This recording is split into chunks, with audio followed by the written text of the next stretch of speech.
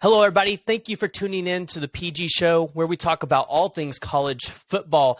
Today, I want to talk about the Oklahoma Sooners, what we should expect in this upcoming season and the 2023 recruiting cycle.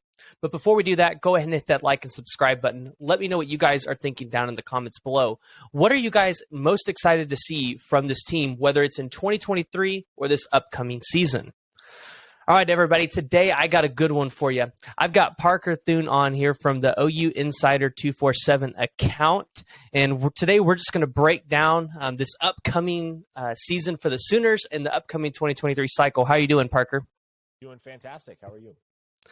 I'm doing good. It's a Monday, and I'm a little tired from the weekend. I just proposed to my girlfriend over the weekend, so it's been crazy. Thank you. It's been crazy, though, trying to plan all that and keep it a secret. So I'm glad that's off my plate now and off my back. So now we just got a whole year of planning. So hopefully it's easier.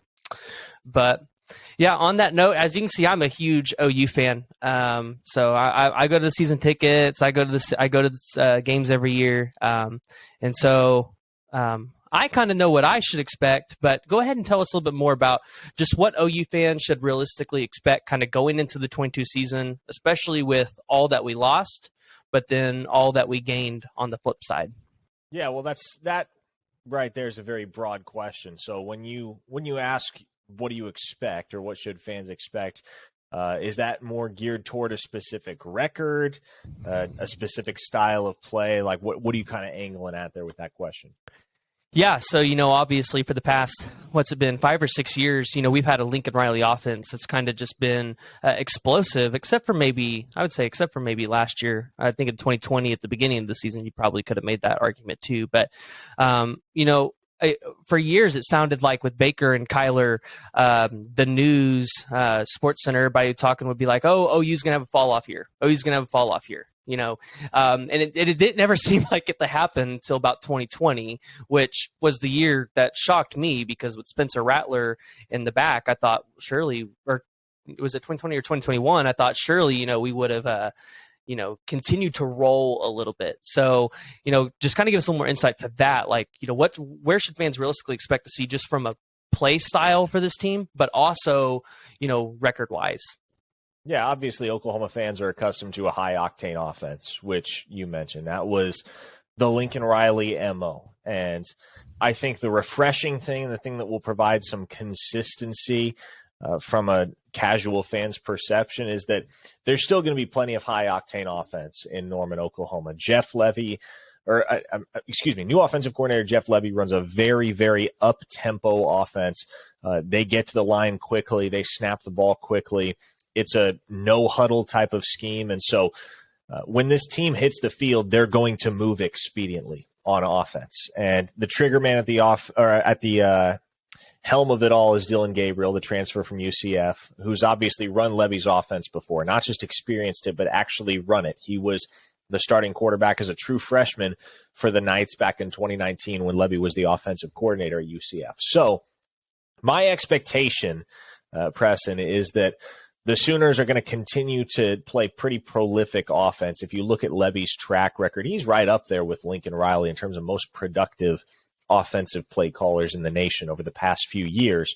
Now, it's gonna have its distinctions. It's not going to be the exact same style that you've seen under Lincoln Riley. Obviously, Lincoln Riley very much favored the read option. That's going to be less of an emphasized play style under Jeff Levy, simply because in Dillon Gabriel, you have a guy that isn't quite built for the read option offense the way that Baker Mayfield and Kyler Murray and Jalen Hurts were, for instance. And the offense did evolve somewhat under Spencer Rattler, who wasn't the most mobile guy either, but then you saw it renewed when Caleb Williams took the reins midway through the 2021 season. So Levy, historically speaking, is a little bit more run-heavy than Riley. And that's saying a lot, considering that Riley's offense actually leaned in the direction of the run on about a 55-45 split over the course of the 7 seasons that he was Oklahoma's offensive play caller, whether as OC or whether as head coach in title. So my expectation is that the Sooners, in terms of their offensive production, won't experience much of a drop-off at all. And in fact, maybe a higher scoring team in 2022 than they were the final 2 years of Riley's regime. And obviously, when you look at the offenses that the Sooners had in 2007, 2018, and 2019, those were three of the most prolific offenses in the history of college football. So that's a very, very high standard. And I'm not necessarily saying that Sooner fans should expect that this offense in 2022 is going to be playing on that same level, but do expect that it will give opposing defenses some problems simply because it moves so quickly and because Jeff Lebby and Dillon Gabriel are both geared toward this frenetic style of football in which you pinpoint the defense's weakness and you attack it with both that tempo, that pace, and with plays called right off, like essentially spur of the moment, flying by the seat of your pants, in essence. You're reacting in the moment. You're taking a look at where the defense's weaknesses lie, and you're exploiting them with creative and clever play calling. That's going to be Oklahoma's MO under Jeff Lebby, and I think they got the perfect guy to execute that offensive style in Dillon Gabriel. Yeah, and I would assume that when you're running that prolific of an offense and you're moving that quickly, your offensive linemen have to be in top-tier shape because running up and down the field is going to be a little bit harder. And, I mean, is there going to be – I mean, do you expect to see – I feel like we all expect to see different development with Schmitty at the helm, but do you expect to see anything different from an offensive line scheme than what we've seen? I mean, I know Bill Bedenbaugh is still there, but with Jeff Lebby's offense, do you think they're going to be running anything differently to kind of give those offensive linemen any breaks? You know, one of the things that I've talked about with my colleague Teddy Lehman in the KREF studios and on the air a little bit as well is the reality that when you are a former offensive lineman, you have the type of acumen to be able to call plays that suit your offensive line better than if you're a non-offensive lineman calling plays, right? And Jeff Lebby is a former offensive lineman. He signed with the Sooners as a 4-star offensive lineman in the class of 2002, I want to say. It was a while ago. Obviously never played. He had an injury that held him out of action, and it eventually prompted him to go straight into the coaching profession as a student assistant at Oklahoma. But I think that is going to be one of the distinct advantages for the Sooners as it pertains to the offensive line, is that they've got a guy in Jeff Lebby who understands the challenges that offensive linemen face on a down-to-down basis. And you make an excellent point in that Jerry Schmidt is going to be pivotal, and his workout regimen is going to be pivotal as to how this offense gels, because your offensive linemen, your big boys, they've got to be able to keep up with the tempo, right? And they do have to be well conditioned. And that's the reason why all throughout the summer, Schmitty has them out there under the sun at 10, 11 a.m. working out in 90, 100-degree heat, because when push comes to shove in September, October, November, etc., they're going to need to be the best conditioned members of this football team in general, right? That's a general principle applicable to offensive linemen, but particularly in an offensive scheme that's going to run as quickly as Oklahoma's is.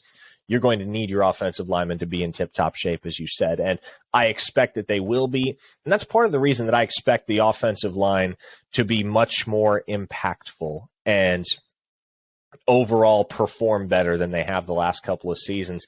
It has less to do with Bill Bedenbaugh because he's an excellent offensive line coach, but it has more to do with the reality that you now have Jerry Schmidt replacing Benny Wiley. As great as Bill Bedenbaugh is at his job, there was only so much that he was going to be able to get out of those guys when Benny Wiley was running the workout regimen.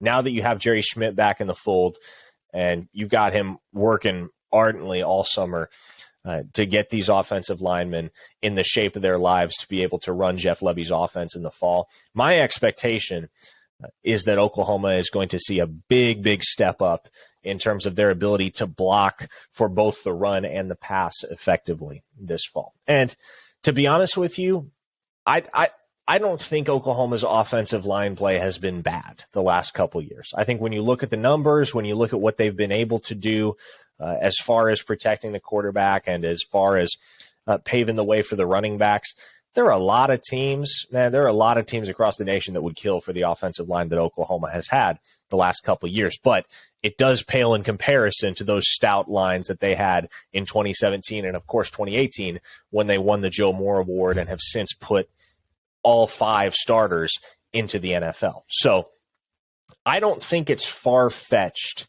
to believe that Oklahoma could approximate the kind of offensive line play that they were getting in 2017 and 2018 from that group up front. Yeah, and it's also, I mean, it's harder to block for a quarterback that is kind of a little bit more sit in the pocket and is not as mobile. So, you know, that's why when Caleb came in, I kind of just told people, I'm like, it's going to get better and it's going to make it look better because he's mobile and he can move. As a guy like Spencer who had to just sit back there, I think it's a little bit harder to make your offensive line look really good when they're just having to sit there and block for somebody that's just standing back there. So, but go ahead and give us a little more insight to this defense. So I know a lot of Sooner fans have seen Venables here before, and they've seen those defenses that he's put out. My worry is that everybody's going to expect this just absolute ruthless defense this year, like what we've had in the past with him. And I'm worried because, you know, he doesn't have all of his guys here yet in terms of players. He doesn't have a whole recruiting cycle of his own guys. And so I'm worried that fans are going to have too high of expectations of, hey, you know, we're only going to be like those Clemson defenses and allowing 15 points, you know, a game. And I'm like, I still would expect 20. 20 would be better than where we've been. But what are your thoughts on that? Yeah, look, your expectations do have to be realistic, as you pointed out there. Oklahoma's not going to have the country's best defense in 2022, the way that Brent Venables has had at times at Clemson over his decade as defensive coordinator there, immediately preceding his tenure as Oklahoma's head coach. It's unrealistic to expect that Oklahoma is going to have a truly elite defense in 2022. I'm not saying it doesn't happen. I'm just saying that shouldn't be anybody's expectation because there has been so much change and there has been a total facelift when it comes to defensive play calling and the scheme as a whole. Talking to Woody Washington at Big 12 Media Days last week, he said, look, one of the things he mentioned to me is we ran maybe 30 total plays on defense last year. There were, from what I understand in conversations with other folks that are close to the program, there were maybe 3 or 4 base defenses from which Oklahoma ran those couple dozen defensive plays. Under Brent Venables, that playbook has expanded mightily. And in talking with Woody, he said, look, we're up to 60, 70 different defensive calls, all of which we will use, and we haven't even fully installed the playbook yet. So that is the one thing that makes Brent Venables' defense so difficult to handle for opposing offensive coordinators and quarterbacks is that it's so intricate, and it gives you so many varied looks. And it's going to take a while for everybody in terms of personnel on the defensive side to get up to speed with the demands of their respective position.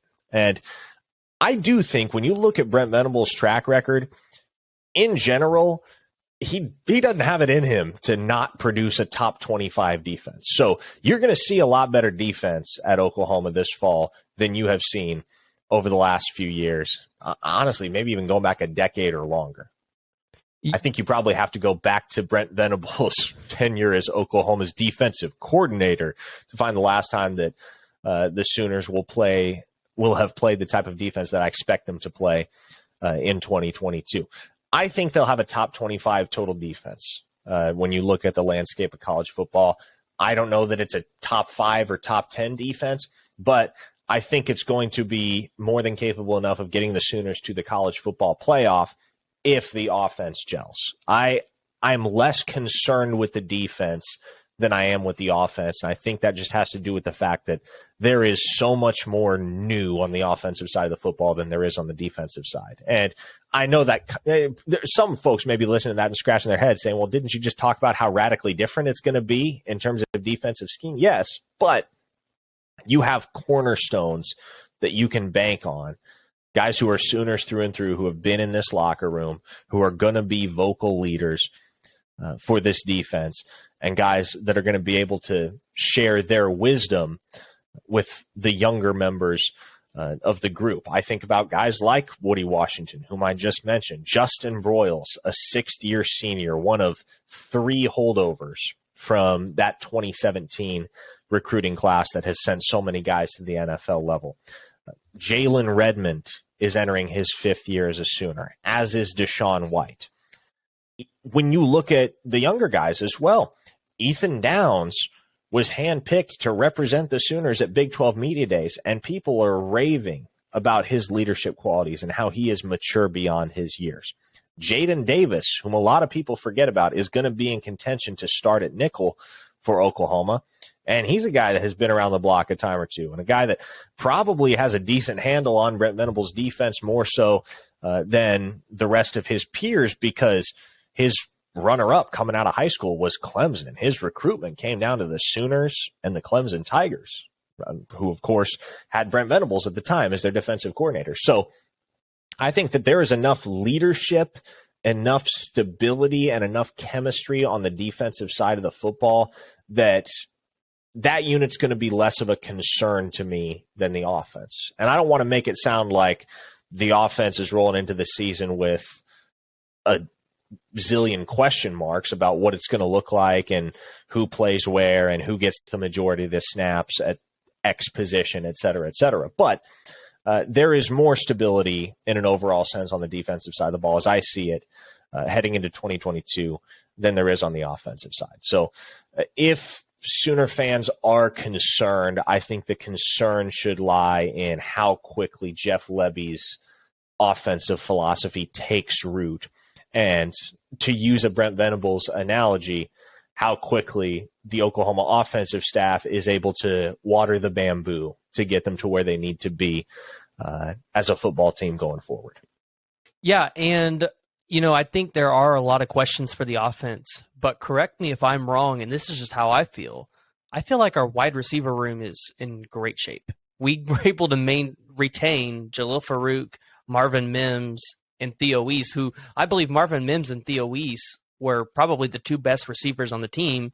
Theo Wease has just been plagued by injuries, right? And Jaden Hazelwood was really good, but again, he really just didn't get as many touches as maybe we thought he should have got. And Mario Williams, an exceptional talent, let's be honest, when the exodus happened and Caleb left, I expected Mario to leave. He came to play with Caleb.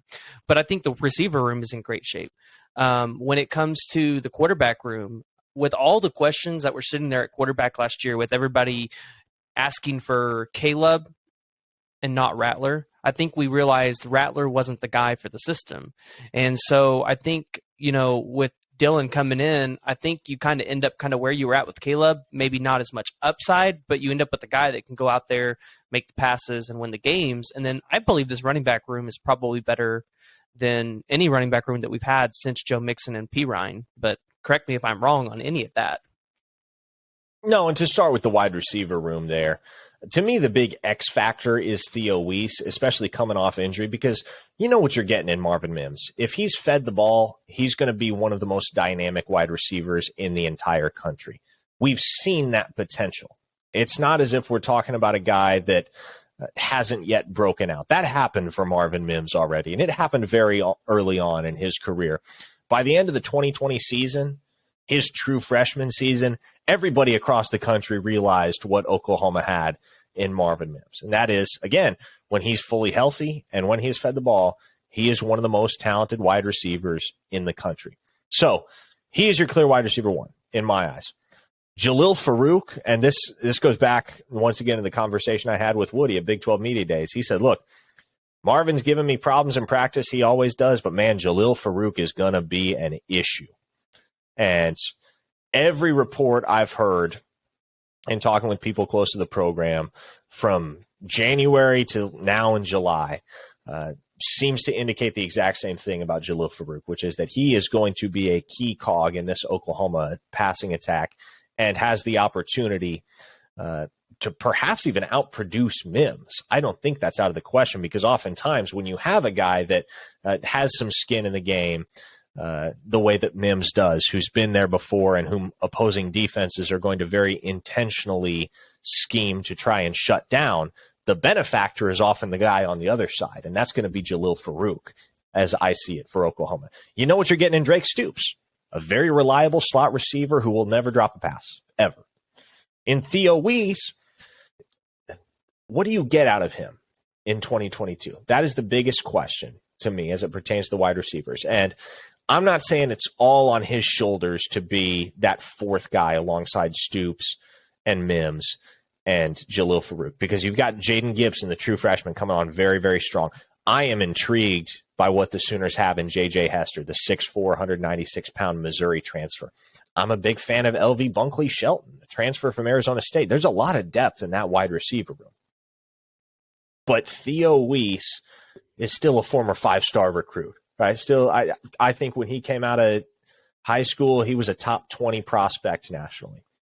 And so the ceiling has always been astronomical for Theo Wease. And he was as productive as any member of that Oklahoma receiving corps in 2020. He was oftentimes the go-to third down target for Spencer Rattler. And I think with his skill set, his combination of size, speed, ball skills, he's got a chance to truly be a mismatch and might be the most complete wide receiver on Oklahoma's roster, assuming he is fully recovered from that foot injury that cost him, in essence, the entire 2021 season. So I think Wease could be one of those guys that you pinpoint, and we're looping back around and talking about in October and November, as somebody that has either drastically increased Oklahoma's ability to spread the wealth and give the opposing defense problems because of how many capable wideouts are on the field, or he's a guy that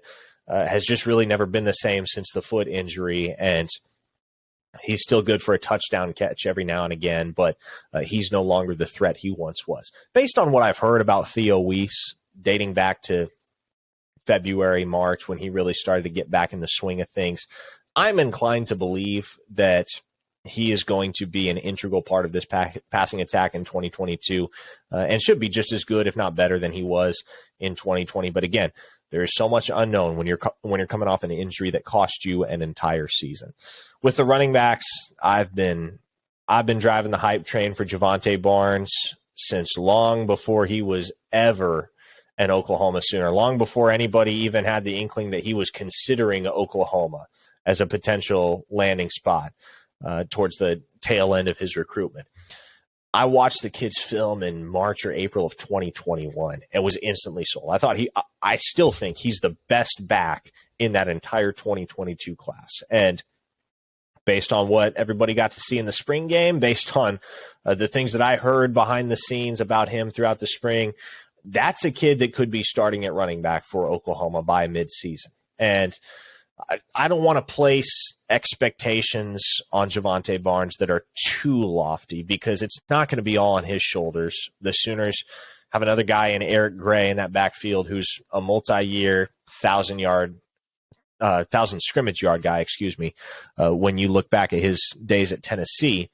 And obviously he took a back seat to Kennedy Brooks somewhat in that 2021 campaign, but he can shoulder the load if Javonte Barnes doesn't live up to the billing. That said, I think he is going to live up to the billing. And he has the opportunity to contribute meaningfully in 2022 and potentially seize the bull by the horns and be the lead guy in that backfield. If that doesn't happen, that's fine. He's a true freshman, and you have to go back to 2014 when Samaje Perine really popped off out of nowhere for something like 1,800 yards as a true freshman, to go back to really to find the last time that an Oklahoma freshman running back truly made a productive dent. I guess Trey Sermon in 2017 was pretty good, but the Sooners haven't gotten elite production from a freshman running back really in school history outside of Samaje Perine in 2014 and Adrian Peterson in 2004. Those are the two guys that stand out. Javonte Barnes certainly has the opportunity to put together a season that eclipses the campaign that Sherman had in 2017. And while I'm not necessarily saying he even approaches P. Ryan's ridiculous numbers from 2014, he is the guy that I like the best out of those running backs. I think his ceiling is the highest. I think it all just boils down to how quickly he gets it. And that's the thing for every single freshman, right? They've got to get it. And as long as Javonte Barnes gets it, I think he is the lead back in Oklahoma's backfield. And I agree, by midseason, I think he could be earning starting reps. Beyond those two, Gray and Barnes, you have a very highly regarded walk-on in Tawi Walker, junior college transfer, a kid that I believe led the Sooners in rushing yards in the spring game. Very much a bowling ball back, 5'10", something like 230 pounds. So he packs a punch. And I think he will factor into the game plan as well. You'll see him in meaningful situations, maybe not a ton, but I think he sees the field in 2022 and not just in garbage time. And then the big unquantified variable is Marcus Major, who was so highly regarded out of high school, 4-star prospect from right up the road at Millwood High School in Oklahoma City. When does it come together for him? That's the biggest question. When does it come together for the kid? And can he work his way up the depth chart to the point where he's competing with Barnes and Gray for carries? Because at this point, I think there's a very clear gap between Barnes and Gray and the rest of the running back room. And I love Tawi Walker, I do, but we're talking about level of talent here, and you're talking about the ceiling that these backs have. Javonte Barnes and Eric Gray blow the rest of them away, in my mind. And Barnes, I believe, has the potential to be truly special. I've compared him to Rodney Anderson in the past, and I think that comparison holds true. If everything comes together for him in 2022, he could have a year that approximates what Anderson did in 2017, when, of course, the Sooners had one of the great offensive teams in recent memory and went to the college football playoff. So there is depth at running back, and that should provide some reassurance to Sooner fans, is that it's not all on the shoulders of one guy. And it hasn't been in years past, but you know that regardless of whether Barnes breaks out, regardless of whether Gray shows he is deserving of feature back duty, regardless of whether it ever comes together for Major, there are so many different ways and so many different methods by which the Sooners can employ each of their backs that you're going to get production out of the backfield one way or another. Yes, yeah, I think that's really interesting that you're putting Eric Gray in such a highly regarded because I thought he was going to be really good when he came in, and I was just not impressed last season. And so this season, I'm kind of like on edge, like, okay, like, what are we going to get out of Eric Gray? Because I just wasn't impressed last season. So that's interesting that you tout him so highly. Yeah, I mean, look, you look at what he did at Tennessee. That Tennessee offense was atrocious while he was there. The fact that he was able to rack up 1,000 scrimmage yards in that abbreviated 2020 campaign with that offense and that quarterback, Jarrett Garantano, at the helm is astonishing. Mad props and a tip of the cap for Eric Gray for what he was able to do in that 2020 season as the lead back in the Volunteers backfield. I'm tempering expectations for Gray simply because I'm so high on Barnes.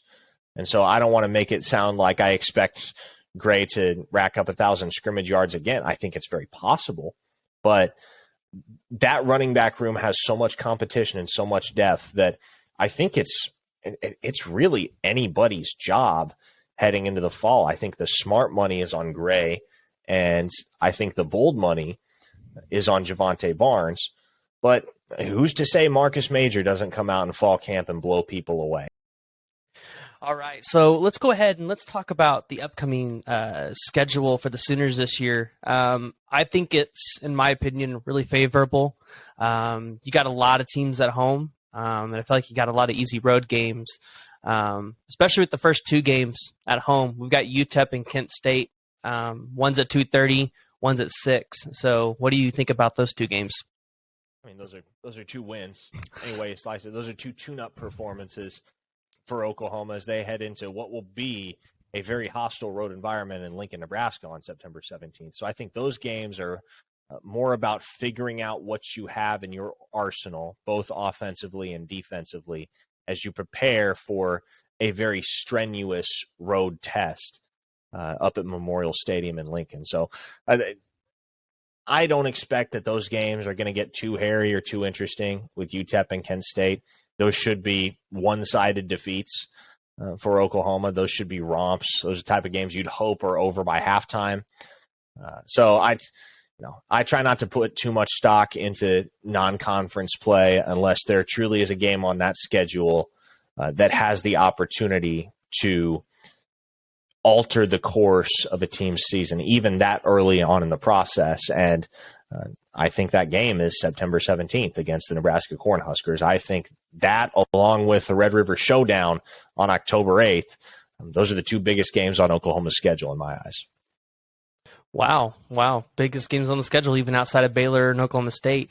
So that's interesting because, I think we all expect OU to come in and just steamroll UTEP for sure. I mean, Brent Venables' first game back, I think the fans are going to be rowdy, and I think the players are going to want to come out and just dominate that. Sucks that it's a 2:30 game because we all know it's going to be super hot on September 3rd. But you kind of alluded a little bit to that at Nebraska game, and this one really intrigues me, but also really scares me for the Sooners. One, because you've got a new quarterback in Casey Thompson out there. Scott Frost is potentially on the hot seat. And Nebraska was the best 3-9 team probably ever in the history of college football last year.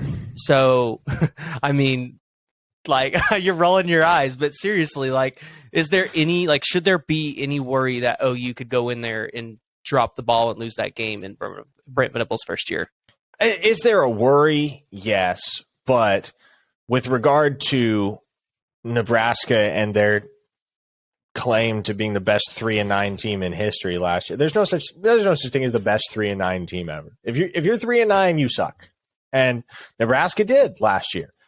Now, granted, they lost 8 of those 9 games in one-score fashion, and it might have been all 9 actually, if I remember correctly, but They made a habit of losing close football games, but a loss is a loss is a loss. And the biggest problem for that Nebraska football program right now is they don't know how to win.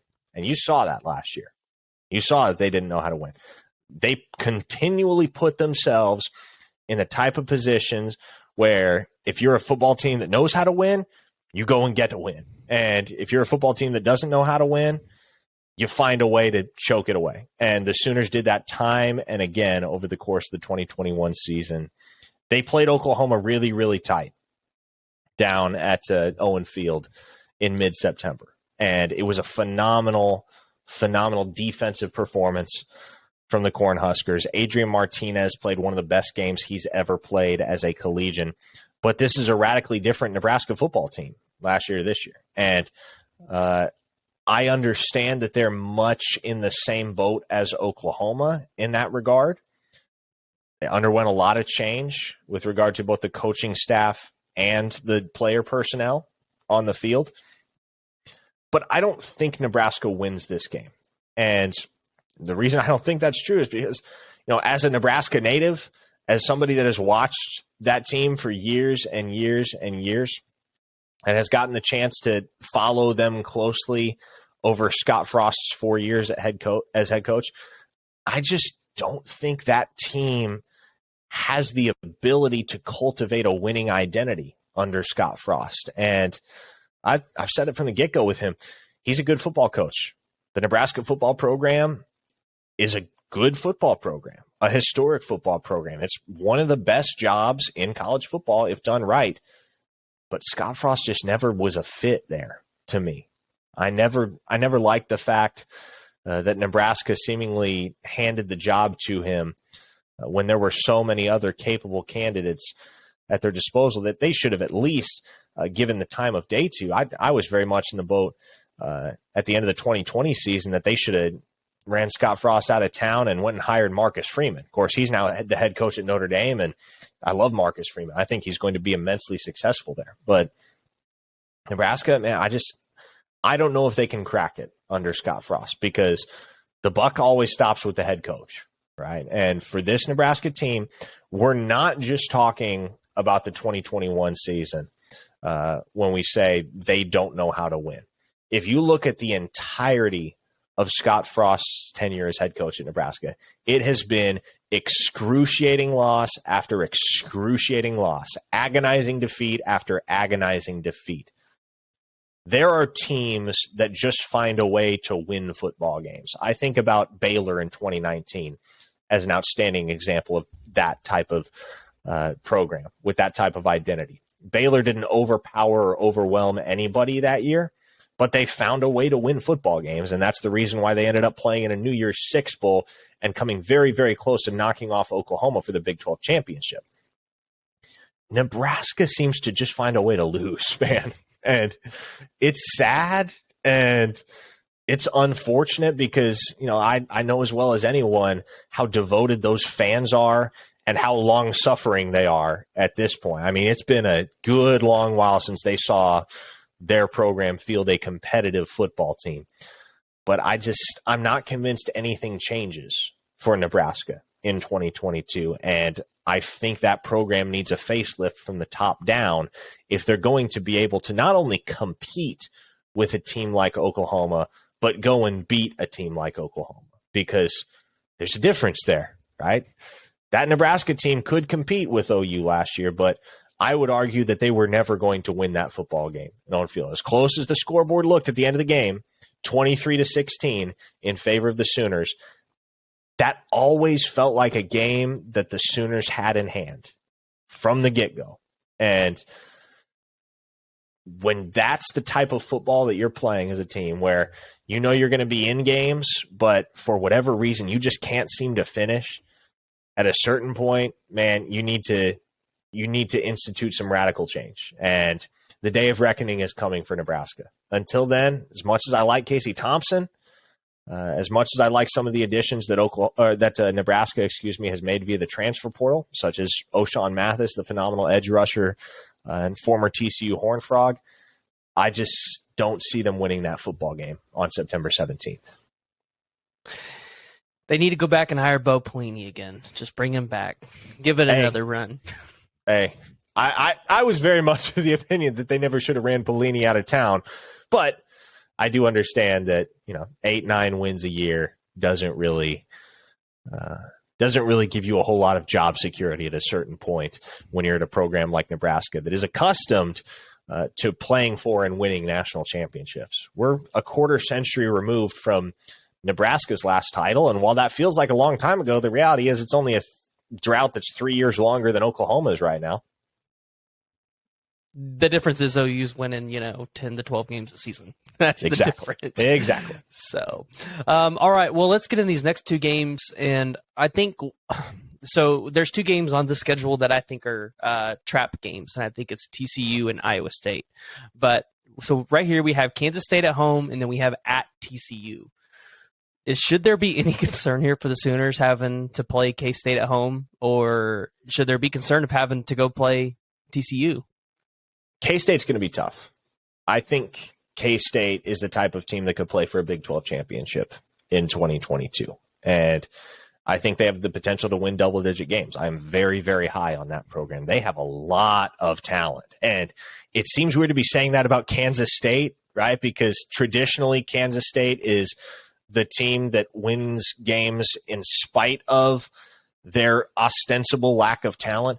But whether you're talking about Felix Anudike-Uzomah on the defensive side, Adrian Martinez, one of the best running backs in the entire country in Deuce Vaughn, outstanding wide receiver, an athletic specimen in Malik Knowles, there is so much talent on that Kansas State roster. There is so much talent.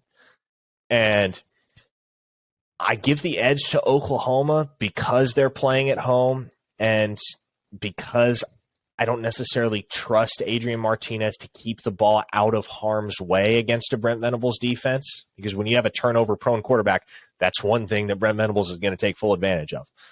But I don't think that win against Kansas State is going to come easy. To me, with TCU, the distinguishing factor and the thing that I'm watching the most is who is TCU's starting quarterback in 2022. Because if it's Max Duggan, I don't think they beat Oklahoma. I don't think they contend with Oklahoma. If it's Chandler Morris, though, that's where that team has the opportunity to make some noise. And that is why I will be very closely monitoring the starting quarterback battle down in Fort Worth as fall camp progresses. I think this team and this offense has a much higher ceiling with Chandler Morris calling the shots than they do or ever will with Max Duggan at the helm. And that's not a knock on Duggan. He's a fine quarterback. But when Morris is good, he is really good. Borderline elite. You saw it last year against Baylor. Chandler Morris was the only reason why Baylor didn't earn a college football playoff berth last year, because he put up something like 530 total yards against them in that home upset victory over the Bears, I believe a week or two before they knocked off Oklahoma for the Sooners' first loss of that 2021 campaign. So I don't know what to think of TCU. And I'm not going to know what to think until I know who their starting quarterback is. That's where I stand with that football program. But if it's Chandler Morris that gets the nod, yeah, you'd be well advised to watch out for that TCU team, because that's not a win that's going to come easy either. All right, so let's just assume OU's 5-0 at that point, right? And let's just assume Texas is 4-1 going into that game. That's a pretty big game. Since 2010, OU's won 10 times, only lost 3 times. Now, one of those came in the Big 12 championship game. OU's won it 4 times in a row. Do you think they can extend that to a 5-game win streak over Texas, or do you think this is the year that Texas can finally get over the hump with, just that talented team? That team is talented. Yeah, look, I've drank the burnt orange Kool-Aid one too many times. I'm not going to believe it till I see it with Texas. And they're coming off a 5-7 season. Man, I understand that they have a lot of talent on both sides of the ball, especially on offense. I understand the hype for Quinn Ewers, but I just can't make myself believe that this is the year it comes together for this Texas team, because it seems like we've been saying that for 10 or 12 years now. Right? And so I trust Oklahoma and I trust Brent Venables more than I trust Steve Sarkisian and Quinn Ewers. And that's what it comes down to for me. Again, and another thing I'll bring up is you look at the last 7-8 years in this rivalry, these games are almost all one-score games. But Oklahoma's won all but one of them, right? That first game in 2018 that the Sooners eventually avenged in Arlington.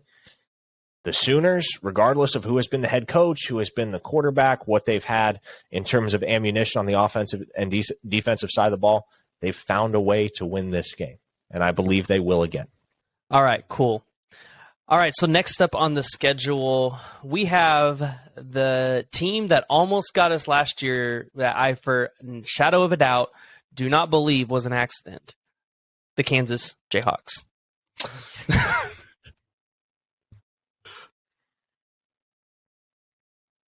They almost got us last year. They almost got us, and the power going out was not an accident. You know it.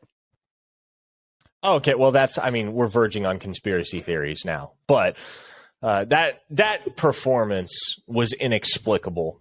And Lincoln Riley quite deservedly came under a lot of fire in the aftermath of that football game. Kansas is not a good team. They are not. And I think that program is actually headed in the right direction. I'm very high on Lance Leipold as a football coach, and I think if there's a guy that's going to turn it around at Kansas, they got the right guy right now. But they still have – they're still so starved for playmakers, man. And I think this is a team that can win 4 or 5 games this year and start working back towards bowl eligibility, but they're not going to beat a team like Oklahoma. They're not. And especially with Venables and Ted Roof calling the shots on defense, people forget Ted Roof won a national championship in 2010 as Auburn's defensive coordinator, so he's got some credentials too. Especially with those two teaming up to call the shots on defense, I don't see any way that Kansas offense makes a whole lot of headway against Oklahoma in that contest. So I think the Sooners win that one handily, the way that they should have a year ago. Now, this is the game that I think potentially can get OU, assuming that they're undefeated at this point, and it's at Iowa State. It's a night game in Ames, and I believe it's on a Thursday night as well, which lots of teams have fallen to Iowa State, one of the famous ones, that Oklahoma State team. What's your thoughts on this one? Because I think this one's probably the most interesting game on their schedule. Yeah, so that one was worrying me when it was scheduled for Thursday night. It's actually now been moved. It's going to be played on Saturday. And so, especially coming off a bye week, having to undergo that irregular week of practice that leads up to a Thursday night kickoff, that was a game that always had the potential to give Oklahoma some problems, because it doesn't matter how well grounded and how tightly knit a program is.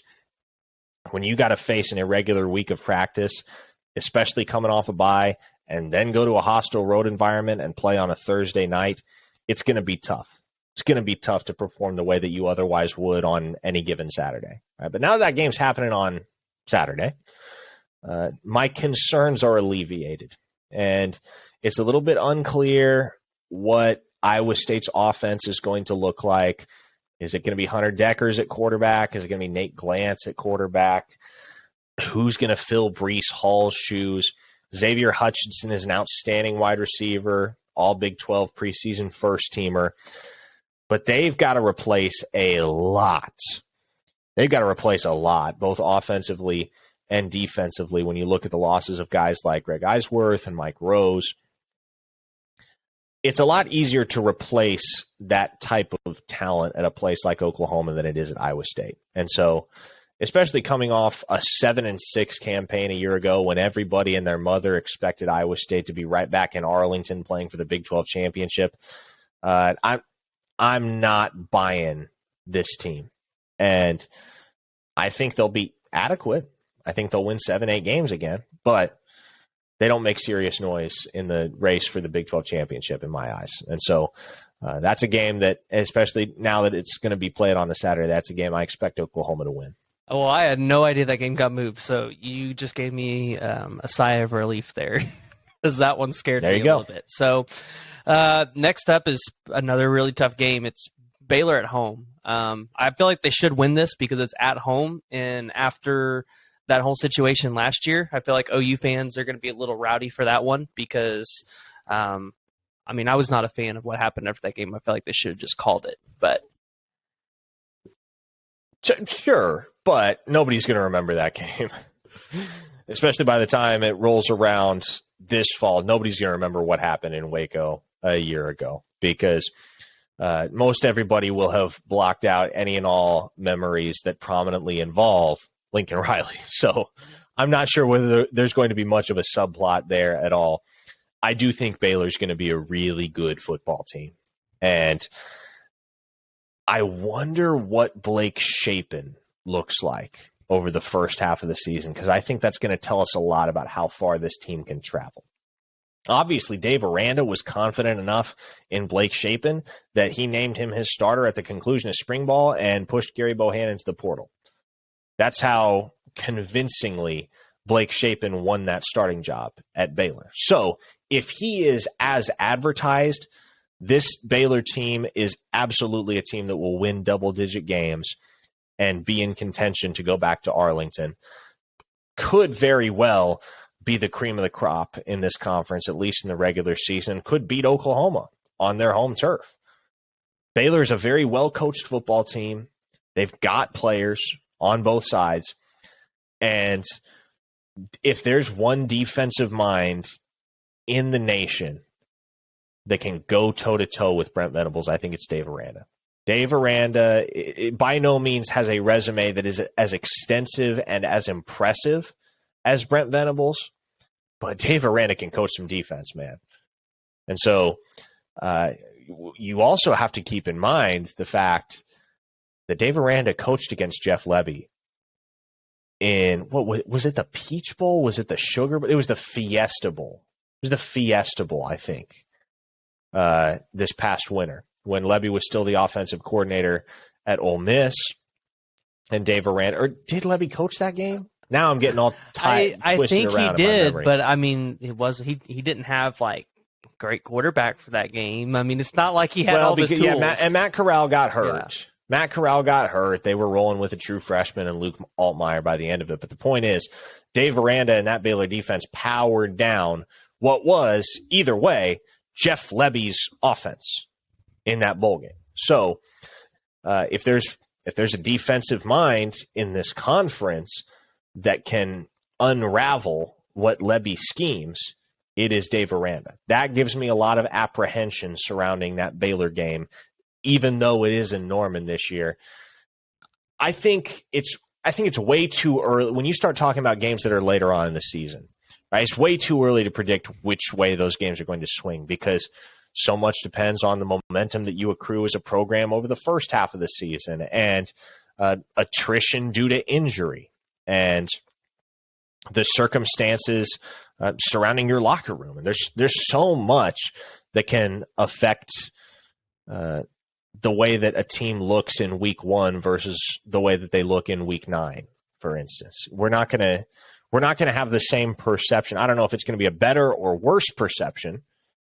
I don't necessarily know one way or the other, but we're not going to have the same perception of Oklahoma as a football team or Baylor as a football team in the week leading up to that game as we do right now. I can guarantee you that. So I think it's far too early to project which way that game goes. But at the moment, on paper, that's essentially a coin flip between those two programs. Yeah, well, we'll just put an asterisk next to that one like we do the Texas game. So the next 3, I feel like OU should walk through these next 3, even with JT Daniels going to West Virginia. But it's at West Virginia, Oklahoma State at home, and then you go to Lubbock. Yeah, exactly. Those should be 3 victories. And Oklahoma State is not going to be the same caliber of football team that they were a year ago. I like where Texas Tech is headed, but they still have a lot of question marks, most ostensibly at the quarterback position. And then with West Virginia, Oklahoma has never lost to that program since they joined the Big 12 back in 2012. And maybe there's a blizzard in Morgantown that changes my feelings about the way that game goes down, but I can't imagine that offense going toe-to-toe with Lebby and Dylan Gabriel and the Sooners offense, because that West Virginia offense has been anemic the last couple of years, and I don't think JT Daniels is a quick fix. I don't. I think the issues are far more systemic than that. So I would expect that OU closes the season with 3 sure victories against West Virginia, Oklahoma State, and Texas Tech. I would be surprised if any of those games are closer than 2 scores. Yeah, I think the floor for Oklahoma this year is 9 wins, and I think the ceiling is at least a college football playoff berth. I think that's realistic. I don't think OU's winning a first-round game this year, but I think they can get there if everything falls in line. But I don't think they're losing any more than 3 games. So, sure. But let's go ahead and let's transition a little bit into the just 2020-23 recruiting class. And I only got a couple of things I wanted to cover here, right? The first one being Peyton Kirkland. I know that this is one that everybody's kind of been watching. And it sounds like now he's going to Michigan State. However, I have a hard time believing that that's where everybody knows he's going to go, just because it seems like it's been hard to get a lock on him since the beginning. So what are your thoughts on that? It has been difficult to get an accurate read on where Peyton Kirkland is leaning, but at this point, I also believe it's going to be Michigan State. And that has more to do with the fact that Oklahoma has backed off, and they and Peyton Kirkland are going different directions. And talking to folks with connections in the Florida circle, and the Alabama circle, and the Miami circle, it appears that those programs have taken the same approach. So right now, among Peyton Kirkland's top 5, there's one school that he is a surefire take at, and that is Michigan State. So I expect that he will be a Spartan come Saturday. I mean, that's an interesting one, because that means OU is going to have lost 2 players this cycle to Michigan State, and By Job and Peyton Kirkland. So that's pretty interesting. Maybe a little recruiting rivalry up there. I don't know if I would go that far, but By Job, sure, it's a loss. That was a player that Oklahoma wanted. I don't know if you quantify it as a loss in Peyton Kirkland's case, because Oklahoma, I think, could have had Peyton Kirkland, but they eventually got tired of the charade. And because that recruitment became so shrouded in mystery and so difficult to keep up with, whether you are a fan, a recruiting analyst, or a coach. I think that's the kind of charade, like I said, that the Oklahoma staff in its current iteration just isn't really down for. And so I don't really quantify that one as a loss. I don't really think By Job was staying home one way or another, but props, no doubt, to Mel Tucker and his staff if they can close on Peyton Kirkland, especially because they are recruiting very well right now. And regardless of By Job's affinity or lack thereof for the hometown program in the University of Oklahoma, to pull a kid like that from 1,000 miles away and convince him to come to East Lansing, that's impressive. Yeah. So what's your take on what's going on with the defensive line recruiting right now? Last time I checked, I don't think we had anybody right for the 2023 class, if I'm wrong, but I don't think we have anybody just yet. Well, you have PJ Adebawore, and I don't really know whether you quantify him or classify him as an offensive line or a defensive lineman, or not. But he is your first commit at the edge position. The Sooners have zeroed in on Cecilia Kana as the other guy that they want coming off the edge in this cycle. When you're talking about the interior defensive lineman, obviously every Sooner fan across the entire fan base is waiting with bated breath for the announcement from Derek LeBlanc next Thursday. Right now, it looks like Derek LeBlanc's going to be a Sooner. Everything seems to point in that direction as we get closer and closer to the decision date, and that's confirmed by recruiting experts that cover Florida and Miami, for instance, putting in expert predictions in favor of Oklahoma for Derek LeBlanc. Everything right now is trending in OU's direction in that recruitment. So if you score a top 100 interior defensive lineman to kick off your class within that position group, that's big time. That's a splash for Todd Bates. Obviously, I think it is way too early to say with any degree of certainty where David Hicks ends up, whether that's Oklahoma or elsewhere, because that's a recruitment that's probably going to last another 6 months or so. But outside of LeBlanc and outside of DJ Hicks, the Sooners are very much in it for Jordan Renaud. That's an Oklahoma-Alabama battle.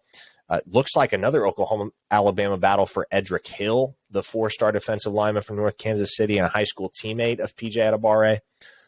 That's another guy that's in play for them, as is Johnny Bowens, a recent Texas A&M decommit and high school teammate of another Sooner target in 3-star wideout Anthony Evans. So there are a lot of possibilities on the table right now. You can throw Caden McDonald from the state of Georgia into the mix as well. So Todd Bates has cast a very, very broad net when you're talking about interior defensive linemen. Right now, the surest bet appears to be LeBlanc. Beyond that, it's anybody's guess, but there are some very legitimate possibilities still out there. Yeah, I think David Hicks is definitely a really good possibility. If OU goes out there and wins 11 or 12 games this season, I think that could really turn the tide in that recruitment. So, yeah, very well could. And it's not going to come easy because Lord knows Alabama's going to win games too. And you think about David Hicks' other finalists. Texas A&M will win games. Miami will win games. I don't think any of the 7 teams that have prioritized him and that he has in turn prioritized in his recruitment are going to fall flat on their face. Oregon will win. Michigan State will win. So it's going to be splitting hairs all the way till the end. But I like where Oklahoma sits in that recruitment right now. I'm still being very, very cautious with it, though, because it seems almost too good to be true, Preston. David Hicks is likely the best high school football player I've ever watched with my own 2 eyes in person. I mean, he is a true game changer and has the potential to be generational. So if Oklahoma lands that kid, you will see him play as a freshman. You will. Promise you. Yeah, I just think if this recruitment goes all the way through the season, Texas A&M's out because Texas A&M, I think, is going to have a pretty abysmal season for their recruiting class that they had last year, and which I think helps OU because if they have an abysmal season, I think you're going to start seeing some of their defensive linemen hit that transfer portal, and we know there were a couple that OU were targeting that ended up at A&M, so that could help them out. But I've kind of said it. You know, OU fans are antsy about the 5 stars. Obviously, Arnold's a 5-star now, But Petaway, Green, and Adebawore, they're right on the edge. I think that they're all three going to end up as 5 stars at the end of this cycle. Do you think that's a possibility at all? No, I don't. I don't think all three will be 5 stars. If I had to guess, I will say, especially with the density at the top of this wide receiver class, I think Petaway stays on the very, very high end of the 4-star range. I think Caden Green is going to be somewhere in that 50 to 75 range when it's all said and done. I don't perceive him as having the requisite traits to become a 5-star, and that has nothing to do with the caliber of football player that he is, because he's an excellent football player. But if you want to be a 5-star as an offensive lineman, you got to have a few things that are just God-given, right? You look at Caden Proctor, who's the number 1 offensive tackle in the class. He's 6'8", 330 pounds. Right? Like that's a can't miss prospect if there ever was one. And he's an athletic 6'8", 330. He's not a fat 6'8", 330. That is an athletic, muscular, well-defined 6'8", 330. So if you're going to be a 5-star offensive tackle, and particularly if you're going to make a late rise to ascend into that territory, you got to have that kind of physique. You got to have something about you that just makes people's jaws drop. And I've watched a lot of Caden Green over the years. And like I said, he is an outstanding football player. He is versatile. He can play tackle, guard, center. I believe he'll be in the 2 deep as a true freshman at Oklahoma and could be in the mix to start. But I think it's somewhat unrealistic to expect that he will ultimately be a 5-star, especially with how far he would have to rise this late in the process. The guy that I do think can be a 5-star, and I would say will be a 5-star, is PJ Adebawore. Because if you're talking about traits that will make scouts salivate, the kid has them. 6'5", 240 pounds, a 7'1" wingspan. I mean, he's got freakishly long arms. And in his first full season of playing defense a year ago, he racked up 17.5 sacks at North Kansas City. There's a reason why he has gone from completely unranked 8 months ago to a top 50 player nationally now. On3 has him as the number 7 player in the country and a 5-star. So that is a guy that has always had a ton of upward mobility as he continues to develop at the position and as he continues to put up tape. Because when you're that new to a position and you produce at the level that he did a year ago, if you can replicate that as a senior, if PJ has the same type of season this fall as he did last fall, he's got the potential to be a top 25 composite player by the conclusion of the cycle. That is not at all out of the realm of possibility. I do think PJ Adebawore is going to be a 5-star. So if there's one out of those 3 that I think will ascend to that level, I'm not quite buying it on Petaway, not quite buying it on Green, but I would buy it on PJ. Yeah, and stars don't necessarily matter, especially with Brent Venables. He's going to develop them. So I think OU fans probably need to chill down on that one a little bit, but I think those 3, because they're just so close, have the best chance to get there. So as we wrap this up, do you think there's any surprise recruitments in this class that could shock Oklahoma fans? So, I, of course, was curious for a while there on 247. It looked like they still had Nicholas Harbor as warm for OU, but now it looks like he's kind of fallen off a little bit. Surprised that USC's not on there with Caleb Williams out at USC. But is there any surprise recruitments here in this class for OU? I keep an eye on Malachi Coleman, the 4-star athlete out of Lincoln, Nebraska, who, with the latest 24/7 Sports rankings update today, is now the number 76 player nationally. And I just talked about one unicorn in PJ Adebawore. Here's another one in Malachi Coleman, 6'5", 195 pounds, is being recruited as both an outside linebacker and a tight end / wide receiver at the next level. I was told he ran a 4.35 laser a couple weeks ago. That's how well that kid can move. He's cracked 10.4 in the 100-meter dash. And when you're talking about his size, he's not as muscularly defined as Nicholas Harbor is, but he has the same height. He could be 6'6" or 6'7". He's not done growing. He's in every way, he's Nicholas Harbor minus 30 pounds. And so when you're talking about a poor man's Nicholas Harbor is still one heck of a football player. And that's what Malachi Coleman is. Now, the conventional rhetoric for the longest time has suggested he's just going to stay home and be a Nebraska Cornhusker. And there's merit to that. It seems that that's where the family wants him. And obviously it's right down the road in Lincoln. But here's what I know about Malachi Coleman. If Nebraska doesn't improve on the football field in 2022, he's going to leave. He will. And at that point, that is another recruitment that could be heavily influenced by how many games Oklahoma wins in 2022 and how they look as a football team, how dominant they look in those wins. Coleman visited Oklahoma unofficially on June 10th. There's a possibility he ends up circling back around for an official in the fall. It's not on the schedule yet, hasn't been set in stone, but it's a possibility. Now, if it isn't Nebraska, say Nebraska falls on their face, they lose the season opener in week 0 to Northwestern over in Ireland, and say they get it handed to them by Oklahoma on September 17th. That's the case.